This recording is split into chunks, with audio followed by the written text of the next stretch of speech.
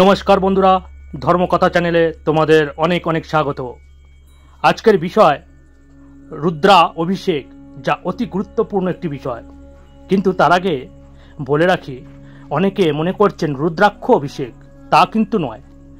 এটি হলো রুদ্রা অভিষেক ও রুদ্রাক্ষ অভিষেক কিন্তু আলাদা। বুঝতেই পারছেন, নামের মধ্যে একটি পার্থক্য আছে। রুদ্রাক্ষ অভিষেক মানে রুদ্রাক্ষ নামক একটি ফল, যা প্রতিষ্ঠা করে ব্যবহার করা। আর রুদ্র অভিষেক মানে ভগবান শিবকে প্রতিষ্ঠা করে পূজা করা। আজ যেটা অতি গুরুত্বপূর্ণ বিষয়, কিভাবে রুদ্রা অভিষেক করে বিভিন্ন সমস্যার সমাধান আমরা করতে পারি। কারণ আজকের দিনে দাঁড়িয়ে মানুষের সমস্যার শেষ নেই। অর্থাৎ এক কথায় বলা যায়, জীবনটাই যেন যুদ্ধ, অর্থাৎ আমরা বলি জীবন যুদ্ধ। মানুষ পড়াশোনা করে চাকরি না পেয়ে রাস্তায় শুয়ে আছে। হাজার হাজার বেকার যুবক যুবতী যেন দিশেহারা, কেউ রোগে, কেউ শোকে, কেউ অনাহারে, বিভিন্ন সমস্যা। তাই বন্ধুরা, শুধুমাত্র রুদ্রা অভিষেকের মাধ্যমে এই সব সমস্যা দূর করুন। যাক, শুরু করা যাক। এটি আমার কথা নয়, যা বিভিন্ন ঋষিমুনি, যথা মার্কেন্ডেয়র মতো ঋষিমুনির মতো ব্যক্তিরা এই সব লিখে গেছেন, যা আমি আপনাদের সামনে তুলে ধরতে চলেছি। তাই বন্ধুরা, অনুরোধ করছি স্কিপ না করে যাবেন না, কারণ হয়তো আজকের ভিডিওটি আপনার জন্যই। এতে এতদিন ধরে যে সমস্যায় আপনি ভুগছেন, হয়তো সেই সমস্যা থেকে আপনি মুক্তি পেতে পারেন। তাই বন্ধুরা, পুরো ভিডিওটি শোনার অনুরোধ রইল। বলে রাখা ভালো, রুদ্রা অভিষেকের কথা কোথায় বলা হয়েছে। রুদ্রাষ্ঠা অধ্যায়ী, যা শুক্লা যজুর্বেদে বলা হয়েছে, যেখানে 176টি শ্লোক রয়েছে, যা 8টি অধ্যায়ে বলা হয়েছে বা 8 ভাগে ভাগ করা হয়েছে। তাই একে রুদ্রাষ্ঠায়ী বলা হয়েছে। যেমন প্রথম অধ্যায়ে 10টি শ্লোক, দ্বিতীয় অধ্যায়ে 22টি শ্লোক, তৃতীয় অধ্যায়ে 17টি শ্লোক, চতুর্থ অধ্যায়ে 17টা শ্লোক, পঞ্চম অধ্যায়ে 66টা শ্লোক, ষষ্ঠ অধ্যায়ে 8টি শ্লোক, সপ্তম অধ্যায়ে 7টি শ্লোক এবং অষ্টম অধ্যায়ে 29টা শ্লোক। এই নিয়ে মোট 176টি শ্লোক নিয়ে এই রুদ্রাষ্ঠায়ী বর্ণিত আছে। এইভাবে রুদ্রাষ্ঠায়ী অভিষেক, কিভাবে রুদ্রাষ্ঠায়ী অভিষেক করবেন, তার ফলাফল কি হবে, এবং সেই সঙ্গে কিছু মন্ত্র বা শ্লোক দেওয়া আছে। এবার বলে রাখি, সারা ভারতবর্ষ জুড়ে এই রুদ্রা অভিষেক বিশাল মাহাত্ম্য আছে, বিশেষ করে দক্ষিণ ভারত ও উত্তর ভারতে। ইদানিংয়ে যে বাঙালিরা জানেন যে তাদের মধ্যে কেউ কেউ নীলষষ্ঠী ও শিবরাত্রিতে, এই বিশেষ দিনগুলিতে এই রুদ্রা অভিষেক করে থাকে। এই পবিত্র শ্রাবণ মাসে চলুন আমরাও রুদ্রা অভিষেকের মাধ্যমে আমরা আমাদের সমস্যার সমাধান করি। এবার প্রশ্ন, কি দিয়ে অভিষেক হবে, কি অভিষেকে কি ফল পাবেন তা বলি।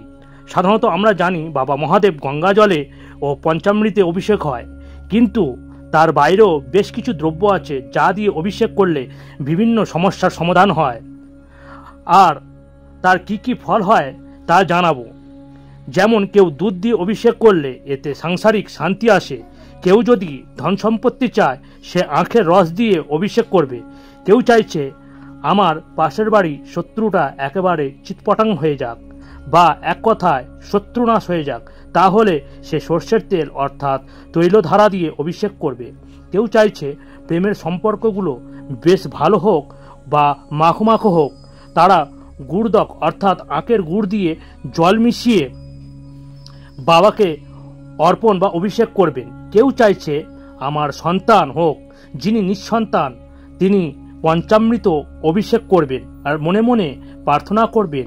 কেউ চাইছে ধন সম্পত্তি হোক, নাম যশ হোক, সব রকম সব দিক থেকে যেন তার ভালো হয়, তারা কি করবেন, তারা পুষ্পদক দিয়ে অভিষেক করবেন।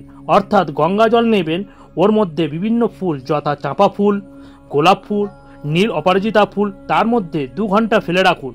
দেখবেন ওই জলের কালার চেঞ্জ হয়ে গেছে, অর্থাৎ ফুলের নির্যাস যা জলের মধ্যে মিশে গেছে তা দিয়ে অভিষেক করুন। দেখবেন অশেষ কৃপা লাভ করবেন। যাক, শুধু অভিষেক নয়, এখানে শিব নির্মাণের মাধ্যমেও বিশেষ কিছু বিধির কথা বলা হয়েছে, যা অতি গুরুত্বপূর্ণ। মন দিয়ে শুনবেন। প্রথমে আসি মৃন্ময় শিব বা পার্থিব শিব, বা মাটি দিয়ে তৈরি হবে। তা মাটিটি কিসের হবে? বিশুদ্ধ গঙ্গার মাটি, যা সর্বোচ্চ উৎকৃষ্ট। যদি গঙ্গা মাটি না হয় বা না পাওয়া যায়, তাহলে যে কোনো নদীর মাটি, যে কোনো তীর্থের মাটি, তাও যদি না হয় গোষ্পদের মৃত্তিকা, অর্থাৎ যেখানে গরুর পায়ের ছাপ পড়েছে সেই মৃত্তিকা বা মাটি দিয়ে, তাও যদি না হয় যে কোনো পবিত্র মৃত্তিকা, অর্থাৎ যেখানে কাঁকড়, কাঠ, বালি এইসব নেই, সেই রকম মৃত্তিকা দিয়ে। এবং খেয়াল রাখতে হবে সেটি নির্মাণ হবে শুধুমাত্র বাম হাত দিয়ে, সেখানে যেন ডান হাত ব্যবহৃত না হয়। এটির কারণ বাম হাত শক্তির প্রতীক, শক্তি বিনা শিব হয় না। এবং সেই শিব নির্মাণের পর অখণ্ড ত্রিপত্র বেলপাতার উপর স্থাপন করতে হবে, কারণ মৃত্তিকা শিব বেলপাতা ছাড়া স্থাপন করা যায় না। অনেকের মনে প্রশ্ন আসতে পারে, বাম হাত দিয়ে কেন? কারণ শরীরের বাম হাত বা বাম সাইডটা শক্তির প্রতীক, তাই বাম হাত দিয়ে শিব তৈরি করতে হয়। উদাহরণে বাবা শিবের অর্ধনারীশ্বর মূর্তি দেখলেই বোঝা যায়, অর্থাৎ সেখানে বাবা শিব, সেখানেই মা পার্বতী। অর্থাৎ আমাদের পুরুষদের ক্ষমতা নেই অভিমান নিয়ে বাবা শিবকে তৈরি করা, সেই জন্যই বাম হাত দিয়ে শিব তৈরি বিধান দেওয়া হয়েছে। এই মৃত্তিকা শিব তৈরি হওয়ার পর ছোট্ট গুলি বসিয়ে দিতে হবে বাবার মাথার ওপরে। বলা হয় এটিকে বজ্র। আর পুজোর আগে এই গুলি সরিয়ে তবেই পার্থিব শিবের পূজা করবেন, এতে সর্ব মনস্কামনা পূর্ণ হয়। এবার কেউ অর্থকষ্টে ভুগছেন, সে কি করবেন? রত্নময় শিবের পূজা করবেন। তাহলে কি করবেন? যে কোনো রত্ন বা স্টোন তার ওপরে বসিয়ে শিবলিঙ্গ রেখে শিব পূজা করবেন, এতে অর্থকষ্ট দূর হবে। কেউ খুব খাবারের কষ্টে ভুগছেন, সে অন্নময় শিব তৈরি করবেন, অর্থাৎ আতপ চাল বা গোবিন্দভোগ চাল দিয়ে শিব তৈরি করবেন, তার উপর শিব পূজা করবেন, এতে জীবনের মতো অন্য কষ্ট দূর হয়ে যাবে। এবার আসি কারোর প্রেমের সমস্যা, তারা পুষ্পময় শিব নির্মাণ করুন এবং তার অভিষেক করে শিব পূজা করুন, এতে নেচে নেচে আপনার কাছের লোক আপনার কাছে চলে আসবে।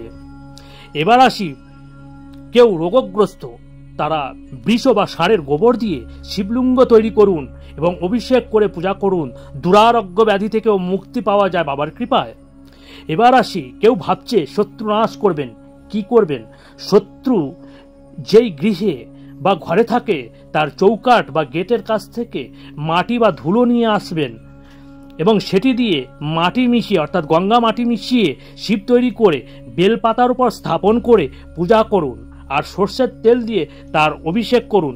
দেখবেন সে শুধু নয়, তার 14 গোষ্ঠী জব্দ হয়ে যাবে। মনে দেখে রাখবেন, শাস্ত্রে কিছু বিশদভাবে কিন্তু এটি বলা রয়েছে। যারা ভাবছেন তারা নিজেরা কোনো ব্ল্যাক ম্যাজিক বা তন্ত্রের শিকার হয়েছে কিনা, কি করবেন?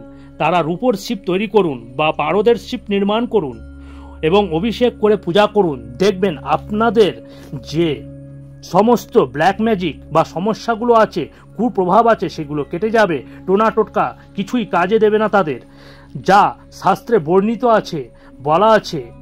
এটা মনে বিশ্বাস রেখে এইভাবে পূজা করুন।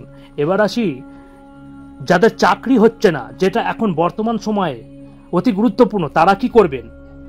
3 থেকে 4 ইঞ্চি 4টি আখের গাঁট নেবেন, নিয়ে একত্রে সাদা পৈতা সুতো দিয়ে বেঁধে ফেলুন।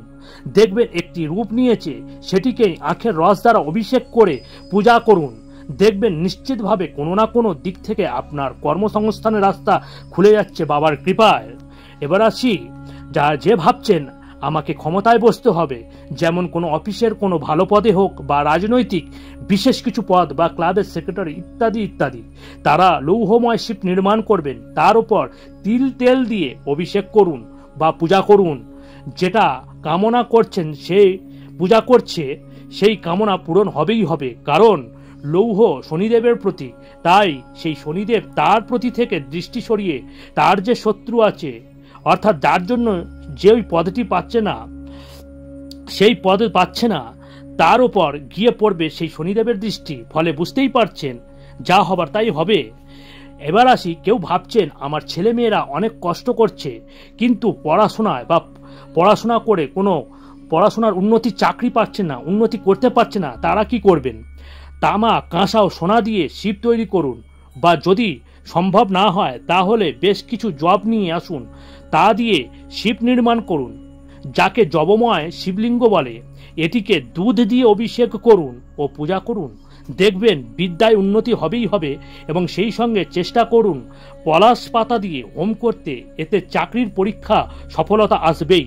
এইভাবে শাস্ত্রে বা পুরাণে কিন্তু পুঙ্খানুপুঙ্খভাবে বলা হয়েছে, যা সফল তার চাবিকাঠি। আর বলে রাখি, এই সব ক্রিয়াগুলি অবশ্যই শ্রাবণ মাসে প্রতি সোমবার করতে পারেন, খুব ভালো হয়। শুক্লাপক্ষে শ্রাবণ মাসের সোমবার দেখে এই ক্রিয়াগুলো বা পূজাগুলো করুন, এতে বাবা মহাদেব অশেষ কৃপালাভ পাবেন এবং সমস্ত মনস্কামনা পূর্ণ হবে। তাই বন্ধুরা, আজকের মতো এতটাই। তাই বন্ধুরা, ভালো লাগলে অবশ্যই লাইক করবেন ও আপনজনকে শেয়ার করবেন, যাতে বাবার কৃপা তারাও লাভ করতে পারেন এবং সমস্ত সমস্যার সমাধান করতে পারে।